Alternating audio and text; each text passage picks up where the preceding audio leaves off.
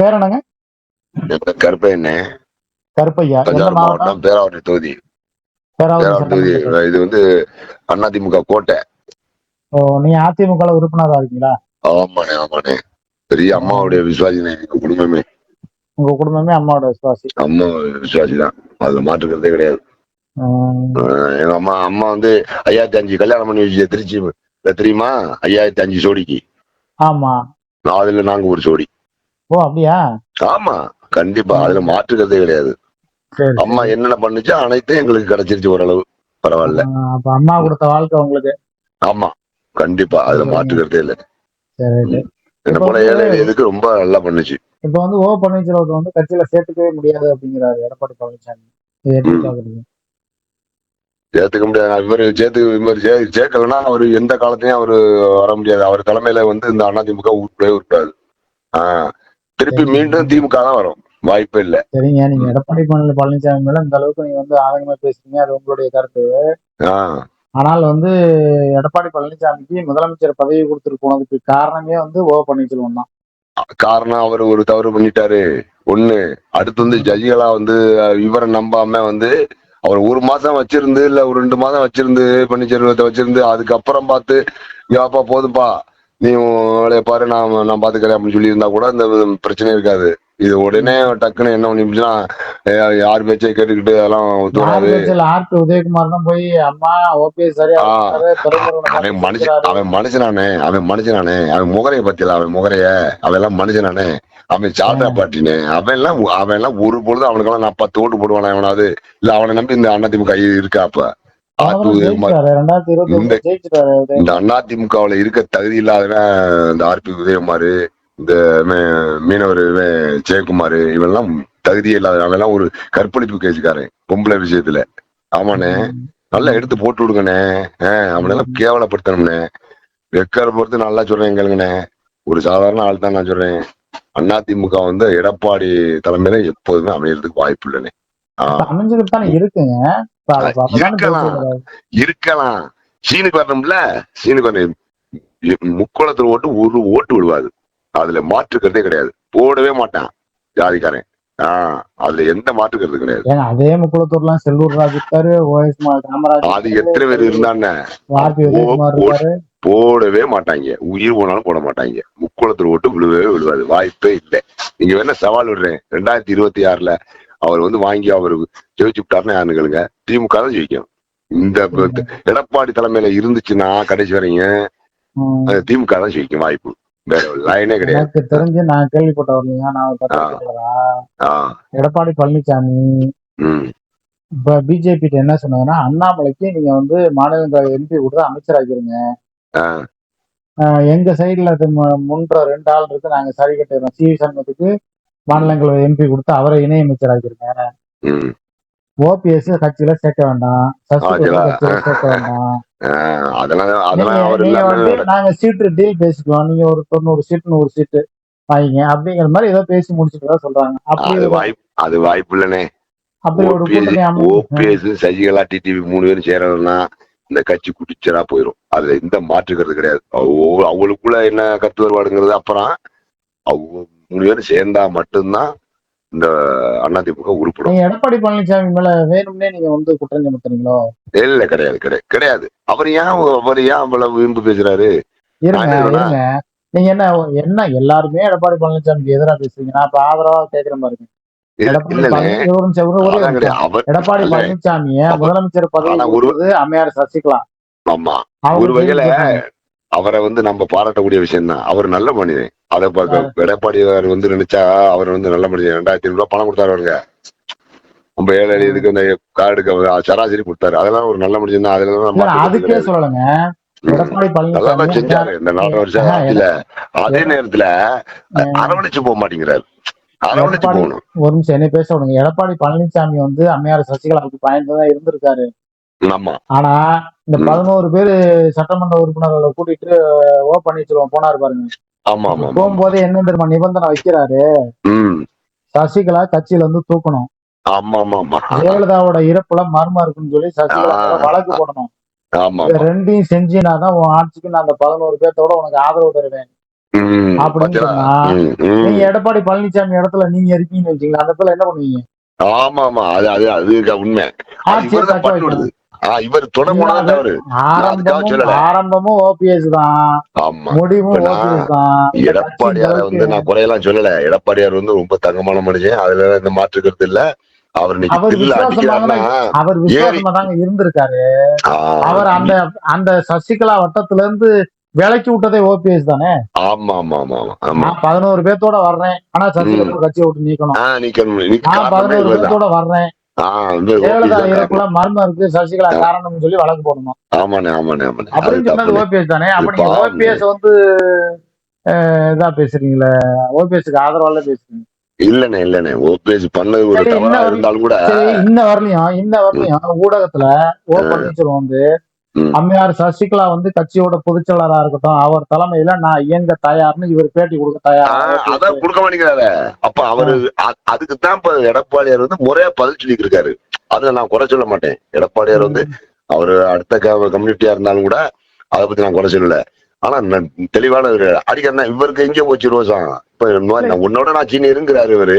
சீனியர்னா நீ வந்து பேசணுமா இல்லையா? ஆமா நான் பண்ணி பாக்குறேன் பா, தெரிஞ்சுக்குவோம். இப்ப இன்னைக்குதான் ரோசம் வந்து என்னமோ நீ கட்சி விட்டு விலகிருன்னு சொல்லி இன்னைக்கு ரோசம் வந்து பேட்டி கொடுத்துருக்காரு. ஆச்சரியமா இருக்கு. இன்னைக்கா நான் பாக்கலேன்னு. அப்படியா? நீ மரியாதையா கட்சி விட்டு விலகிரு அப்படிங்கிறாரு. கோபம்லாம் வருது, ரோசம்லாம் வருமோ? ஐயோ தெரியலையே. ஒண்ணு இல்லைங்க, இப்ப அதிமுக ஒன்னா இணையணும்னா ஓபிஎஸ் கையில இருக்கு. ஒரே ஒரு வார்த்தை, நாளை காலையில எல்லாம் கூப்பிட்டு அம்மையார் சசிகலா கட்சியினுடைய பொதுச் செயலரா இருக்கட்டும், ஆமா அவைத் தலைவரா எடப்பாடி இருக்கட்டும், பொருளாளரா நான் இருக்கேன் அப்படின்னு சொல்லுங்க. அவருக்கு கீழே நாங்களாம் ஏங்கிட்டு இருக்கோம். அதான் நடக்கும். அதை சொல்லாம இதற்கு ஓபிஎஸ்க்கு என்னன்னா நம்ம அதிகாரத்துக்குள்ள வரணும்னு யாரோ தெரிய விடுறாங்க. ஆமா ஆமா, அதெல்லாம் ஓபிஎஸ் எல்லாம் அதிகாரத்துக்கு தலைமையில வந்து தமிழ்நாட்டுல அது முடியாது முடியாது, வாய்ப்பு இல்லை வாய்ப்பு இல்லை. அதெல்லாம் தப்பு. முதலமைச்சரா இருந்தாரு அண்ணே. நான் என்ன சொல்றேன், நம்ம ஜாதிக்காரருக்குங்கிறதுக்காக பேசக்கூடாது, அது தவறு. எடப்பாடியார்கிட்ட இருக்கிற ஒரு விவேகம் இந்த ஆள்கிட்ட கிடையாது கிடையாது கிடையாது கிடையாது, வாய்ப்பு இல்லை. ஏன் ஜெயலலிதாவே இல்ல சொல்ல போனா இந்நேரம் ஜெயலலிதா இந்நேரம் அது பெரிய பயங்கரமா நாங்க தான் வளர்த்தா நாங்க தான் கவர்ந்தோம்னு சொல்லி இருந்து அவங்க தாய் எல்லாம் ஒண்ணு சேர்ந்து இருந்து நேரம் கட்சி ஆபீஸ்க்கு விடுறா வண்டிய அப்படின்னு சொல்லி இருந்தா அவங்க தாய்க்குள்ள ஒற்றுமை இல்லையே. அதேதான். அப்ப அவர் டிடிவி ஒரு லைன்ல பண்ணிக்கிருக்காரு. இது ஜெயலலிதா அம்மா வந்து ஆனா மாதிரி தினகரனுக்கு ஒரு என்ன இருக்கு, சசிகலா அம்மா வந்து கட்சியோட பொதுச்செயலா வந்துருச்சுன்னா எங்களா நம்மள்ட்ட இருக்க பயில அங்கிட்டு ஓடிடுவானுங்க. அவருக்கு அந்த பயமும் இருக்கு அவர்கிட்ட. அது மாதிரி ஒரு இது இருக்கு. அவங்க அண்ணன் தம்பி எல்லாம் அதுக்கு ஒத்துழைப்பு பண்ண மாட்டேங்கிறா. கேட்டா பேச்சு மட்டும் நல்லா பேரா எங்க சகோதரி. அவர் விவேக் ஜெயராமன் அவரு ஒரு டீம் ஃபார்ம் பண்றாரு, திவாகர் பையன் இவரு ஒரு டீம் ஃபார்ம் பண்றாரு. ஆமா ஆமா, இப்பவே கோஷி குசலா இருக்காங்க. இதெல்லாம் நடக்காதுனே அண்ணே. எல்லாம் ஒண்ணு சேர்ந்தா கண்டிப்பா பொறுத்து போய் எல்லாரும் ஒட்டு கூட்டுமையா ஒத்துமையா இருந்து எல்லாம் ஒண்ணு சேர்ந்தா யாரு பொதுச்செயலரா இருக்கணும்? அது நம்ம சின்னம்மா இருந்தா நல்லா இருக்கும். சின்னம்மா தான் பண்ண முடியும். சின்னம்மா கட்டுப்பாட்டுல எம்எல்ஏவை சொல்லிட்டாங்க. எங்க ஊர் எம்எல்ஏவை சொல்லிட்டாங்க. எங்க ஏரியா எம்எல்ஏவே எங்க ஏரியா எம்எல்ஏ மோகன கோவிந்தராஜ் இருந்தாருல்ல, அவரே சொல்லிட்டாரு. அந்த அம்மா உங்களால இருந்தா தாங்க இவங்க எல்லாம் பயப்படுவாங்க. வேற யாரும் எடப்பாடியாட்டெல்லாம் யாரும் பயப்பட மாட்டாங்க, கட்டுப்பட மாட்டாங்க அப்படின்ட்டாப்ல. ஒட்டே ஆட்டி. சின்னம்மா இருந்தா மட்டும்தான் எல்லா பேரும் மந்திரில இருந்து அத்தனை. எடப்பாடி பழனிசாமி நல்லவர கெட்டவரங்க அரசியல் யாரும் நல்லவரா இருக்க முடியாது. இல்ல அவர் நல்லா செய்யறாரு, அதெல்லாம் சொல்லல. ஆனா இவங்களை போய் நம்பிக்கிட்டு பண்ணிக்கிட்டு இருக்காரு. ஆனா இவங்க பூரா திருடைங்க, காசு வாங்கிட்டு பண்ணிக்கிருக்காங்க. நமக்கு கிடைச்ச காசு. ஏன்னா மாவட்ட செயலர் எம்எல்ஏ எல்லாம் வந்து காசு கண்டு நிக்கிறாங்களோ. ஆமா ஆமா, அதேதான். அதான் கொடுத்து வச்சுக்கிட்டு இருக்காரு அவரு. அதே நேரத்துல இன்னொன்னு தெரியுமா தெரியாதா, அவரையே கை விட்டு போடுவாங்க ஒரு நேரத்துல. நிறைய மாவட்ட செயலர் எடப்பாடி மேலேயும் அதிருப்திலையும் இருக்காங்க அப்படின்னு சொல்றாங்களே. அது இருக்காங்க. இப்ப காரணம் என்னன்னு சொன்னா, எடப்பாடி கிட்ட ஒரே ஒரு பிடிச்ச என்னன்னு சொன்னா, அவங்களுக்கு எம்எல்ஏ மந்திரிகளுக்கெல்லாம் டெண்டர்ல எனக்கு கமிஷன் வேண்டாம் அவர் சொன்னது. முன்னாடி. ஆனா இவங்க மன்னார்குடி கும்பல் வந்து டெண்டர்ல கமிஷன் வாங்கிடுவாங்க. ஆமா, அது வாங்கித்தானே இருப்போம். அது வாங்காம இருப்பா. அதனால இப்ப எடப்பாடி கிட்ட ஏமாந்தது அவங்க. துப்பாக்கியை கட்டி மிரட்டி எல்லாம் வாங்குவாங்களா? ஆமா, இவங்க கொண்டு போய் கரெக்டா கொண்டாந்து வசூல் பண்ணி கொண்டாந்து கொடுக்குறாரு எடப்பாடியாரு. எடப்பாடியார நமக்கு விசுவாசியா இருப்பா அப்படின்னு நினைச்சதுனால இப்ப மாட்டிக்கிட்டது அவங்க. மான மரியாதை எல்லாம் போச்சே. உங்களோட மட்டுமா போச்சு? தமிழ்நாட்டுல இருக்கிற முக்கோளத்தோட அத்தனை வரையும் தாலி எடுத்துட்டாள உவ. மான மரியாதை கெடுத்துட்டாள உவ. சாமியார் சசிகலா மேலே கோபமா பேசுறீங்களே? ஆமா, கண்டிப்பா அத்தனை வரையும் கொலையா இருக்குடா இருக்கிற உணர்ச்சி உள்ளவன். உங்களுக்கு அதிமுக வீழ்ந்து போகுது, சரிஞ்சு போகுதுன்னா உங்களுக்கு ஏன் இவ்வளவு ரோஷம் வருது? ரொம்ப உண்மையை சொல்றேன், ரொம்ப வேகமா இருக்கு. உங்களுக்கு இருக்கிற ரோஷம் தண்ணி மன்னார்குடி அது இல்லைன்னு தான் நான் வருத்தப்படுறேன். அது இல்லைன்னு தான் சொல்றேன். நம்ம இனத்துல அவங்கள்ட்ட இருக்கிற பணம் எல்லாம் உங்கள்ட்ட இருந்துச்சுன்னா கட்சி ஈஸியா கண்டிப்பா கண்டிப்பா அதுல மாற்றம் ஒரு இல்லனே. நான் ஒரு கூலி தொழிலாளி. அந்த பணம் எல்லாம் நம்மள்ட்ட இருந்தாம்னா அவர் எடப்பாடி எல்லாம் தேட முடியுமா சொல்லுங்க? நேரா விடுறா காரை, நேரா விடுறான்ட்டுவேன். 25 காரை விட்டு நேரா விடுறா ஆபீஸுக்கு விட்டுருவேன். அதுல எந்த மாற்றம் இல்லைனே. இந்த ஆபீஸுக்கு மட்டும் போனுச்சுன்னா அம்மா இன்னைக்கு சொல்றேன், கடைசி சான்ஸ் உங்கள்ட்ட சொல்றேன். நீங்க மட்டும் டிவில எடுத்து போடுங்க, உங்க யூடியூப்ல நல்லா கெடுங்க. அம்மையா ஜட்ஜிகளா இருக்க அதுக்கு வீக்னஸ் தான். இனி செத்தா ஏன் அது செத்தா மோதமா போச்சுப்பா. செயலாளர் செத்து போச்சு. இனி சாச்சு வாழ்வார் ஒண்ணு சாவார் ஒண்ணு. விட்றா கார நேரா விட்றா. நானா எடப்பாடி பாத்துருவோம். விட சொல்லுங்க. தொண்டர் பூரா இங்க நிப்பேன். செய்ய மாட்டேங்கிறாங்களே. அது போகணும்னே.